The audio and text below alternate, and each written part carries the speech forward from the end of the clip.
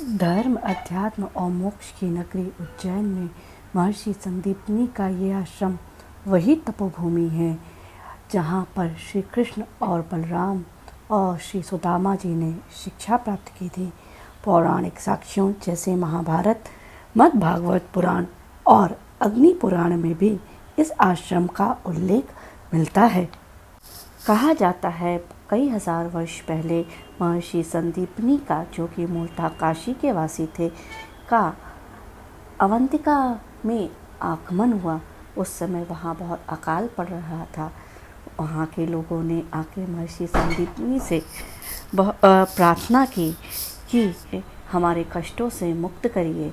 तब महर्षि संदीपनी उनके कष्टों को देखकर बहुत दुखी हुए। एक निर्जन स्थान पर बैठकर उन्होंने कुछ बिल्व पत्रों को रखकर भगवान शिव की कठोर तपस्या प्रारंभ की। कुछ वर्षों की तपस्या के बाद उन्हीं बिल्व पत्रों से भगवान शिव ने उनको दर्शन दिया और उनसे वर मांगने को कहा। महर्षि संदीपनी ने उनसे यहाँ के कष्टों को दूर करने का वर मांगा।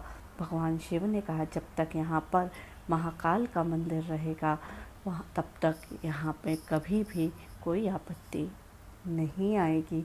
भगवान शिव आज भी उसी स्थान पर एक शिवलिंग के रूप में स्थापित हैं जहाँ पे महर्षि संदीपनी ने तपस्या की थी। उसी स्थल पर आज ये आश्रम है।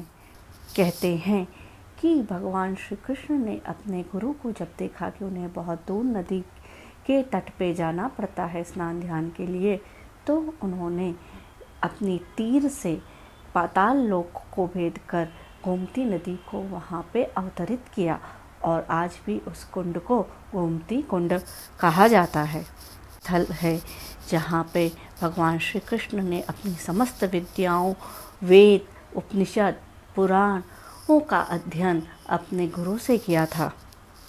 कहते हैं भगवान श्री कृष्ण ने यहाँ पर मात्र 64 दिनों के अंदर 16 कलाओं और 64 विद्याओं का ज्ञान प्राप्त किया था और उस समय उनकी उम्र मात्र 11 वर्ष 6 दिन थी।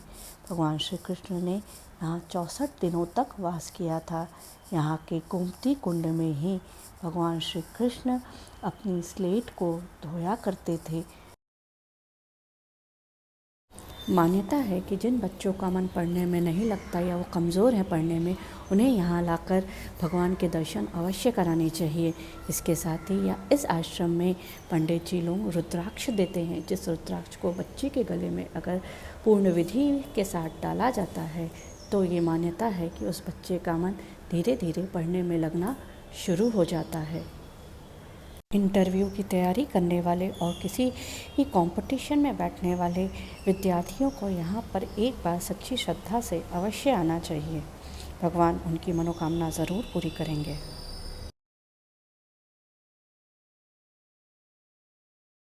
उज्जैन के भगवान मंगलनाथ मंदिर में मंगलदेव को शिव के रूप में पूजा जाता है। मान्यता है कि मंगलनाथ मंदिर में पूजा अर्चना करने से कुंडली में उग्र रूप धारण किए मंगल ग्रह शांत हो जाते हैं। इस धारणा के चलते यहाँ हजारों लोग प्रतिदिन पूरी श्रद्धा के साथ दर्शन के लिए आते हैं और यहाँ पर भात पूजा को पूरी विधि विधान से करवाते हैं। पुराणों के अनुसार मंगलनाथ में ही मंगल देव का जन्म हुआ था। कहते हैं अंधकासुर से युद्ध करते समय शिव के शरीर से पसीने की बूंद पृथ्वी पर गिरी थी, जिससे मंगलदेव का प्रादुर्भाव हुआ। मृत्यु के स्वामी, संहार के देवता और कालों के काल महाकाल की नगरी के सेनापति के रूप में जाने जाते हैं। काल भैरव के इस मंदिर में मुख्य रूप से मदिरा का प्रसाद चढ़ाया जाता है। मंदिर के पुजारी भक्तों द्वारा चढ़ाए गए प्रसाद को एक तश्तरी में उड़ेलकर भगवान के मुख्य पर लगा देते हैं और देखते ही देखते वह तश्तरी खाली हो जाती है। मान्यता है कि मुकदमे में विजय प्राप्त होने पर बाबा को भक्त बड़ी श्रद्धा से आकर मावे के लड्डू भोग लगाते हैं। जिन निसंतान दंपति की सूनी गोद भर जाती है वो बाबा को पूरी प्रेम के साथ बेसन के लड्डू और चूरमे का भोग लगाते हैं। मंदिर परिसर में स्थित चमत्कारी दीप स्तंभ में दीप जलाने से भक्तों की सभी मनोकामना पूर्ण होती है। शत्रु बाधा से मुक्ति और उत्तम स्वास्थ्य के लिए सरसों के तेल के दिए जलाए जाते हैं। यश समृद्धि की प्राप्ति के लिए चमेली के तेल के दिए जलाने का प्रावधान है। बाबा का दर्शन सभी ग्रह बाधाओं से मुक्ति करने वाला माना जाता है। खास तौर से ये राहु से पीड़ित व्यक्ति यदि सच्ची श्रद्धा से भगवान काल भैरव की शरण लेता है तो उसकी सभी दैहिक, भौतिक, मानसिक और कष्ट दूर हो जाते हैं। सतयुग काल से स्थापित उज्जैन में गढ़ कालिका देवी का मंदिर एक शक्तिपीठ है। कालजयी कवि कालिदास गढ़ कालिका देवी के ही उपासक थे और मान्यता ये भी है कि यहाँ पर अर्थात उज्जैन में शिप्रा नदी के तट पर भैरव पर्वत पर सती के ओष्ठ गिरे थे, अतः ये भी एक शक्तिपीठ है। गढ़ कालिका को तंत्र देवी भी माना जाता है। नवरात्रि के समय हजारों तांत्रिक अपनी साधना के लिए यहाँ आते हैं। नवरात्रि में यहाँ नींबू के प्रसाद रूप में बांटा जाता है और कहते हैं इस नींबू को अपने घर पे रखने से हमारे घर के बहुत सारे दुख कष्ट दूर होते हैं, ये सौभाग्य लेके आता है।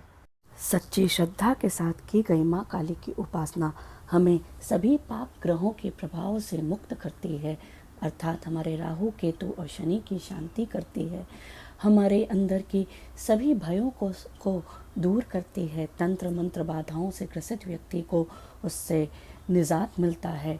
माँ काली की उपासना हमें रोग से मुक्त करती है, हमारे अंदर ज्ञान का उदय होता है और हम शिवत्व को प्राप्त करते हैं। माँ काली का दर्शन और उनकी सच्चे हृदय से उपासना हमें सभी शत्रुओं से मुक्त करती है, हमारे अंदर के शत्रुता के भाव को खत्म कर हमें मोक्ष की ओर ले जाती है। शिप्रा नदी के तट पर स्थित सिद्धवट मंदिर में हमें 3 तरह की सिद्धि मिलती है, संतति, संपत्ति और सद्गति।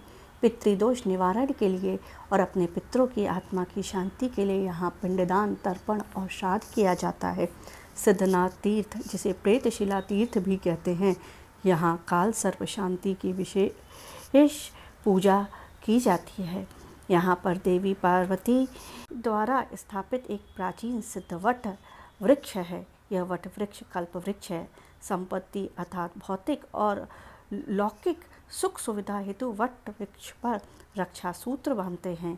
सद्गति और मोक्ष हेतु पिंडान और तर्पण तथा दुग्धाभिषेक किया जाता है। संतान प्राप्ति हेतु स्वास्तिक का चिन्ह अंकित कर मन्नत मांगने का यहाँ पर विधान है। यहाँ प्रत्येक माह के शुक्ल पक्ष और कृष्ण पक्ष की चतुर्दशी पर कच्चा दूध चढ़ाने का विधान है।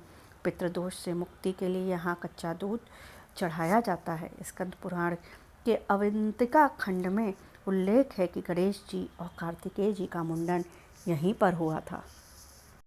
राजा विक्रमादित्य की तपोभूमि के रूप में प्रसिद्ध हरसिद्धि माता का मंदिर वह शक्तिपीठ है जहाँ माता सती की कोहनी गिरी थी।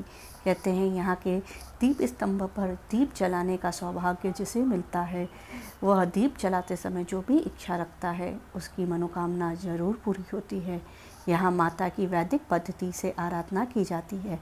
कहते हैं चंड मुंड राक्षसों का वध करने के कारण भगवान शिव ने प्रसन्न होकर माँ चंडी को हरसिद्धि का नाम दिया था। आज भी यहाँ बहुत सारे तांत्रिक पूरे देश से आते हैं अपनी सिद्धियों को प्राप्त करने के लिए। माता हरसिद्धि भोग और मोक्ष दोनों को प्रदान करने वाली हैं। वो प्रसन्न होने पर अपने भक्तों के सभी कष्टों को दूर कर सभी मनोकामनाओं को पूर्ण करती हैं। आकाशे तारकं लिंगं पाताले हटकेश्वरं भूलोके च महाकालो लिंगत्रयं नमोस्तुते। महाकाल मंदिर विश्व के प्रमुख तंत्र मंदिरों में से एक माना जाता है। 12 ज्योतिर्लिंग में यही एकमात्र ऐसा ज्योतिर्लिंग है जो दक्षिण मुखी है। मृत्यु की दिशा दक्षिण मानी जाती है। महाकाल का दक्षिण मुख इस बात का प्रतीक है कि वह मृत्यु के स्वामी हैं। लोग आकस्मिक मृत्यु को रोकने और लंबी आयु की प्रार्थना के साथ इस मंदिर में दर्शन और पूजन करने आते हैं। महाकालेश्वर मंदिर के मध्य और ऊपर के मंदिर में ओंकारेश्वर और नागचंद्रेश्वर के लिंग स्थापित हैं। मान्यता है कि ज्योतिर्लिंग पर चढ़े भस्म को प्रसाद के रूप में ग्रहण करने से रोग दोष से मुक्ति प्राप्त होती है। महाकाल के दर्शन हमें सभी प्रकार के तापों से, सभी प्रकार के कष्टों से मुक्त करता है और हमें आध्यात्मिक पथ पर उन्नति कराता है।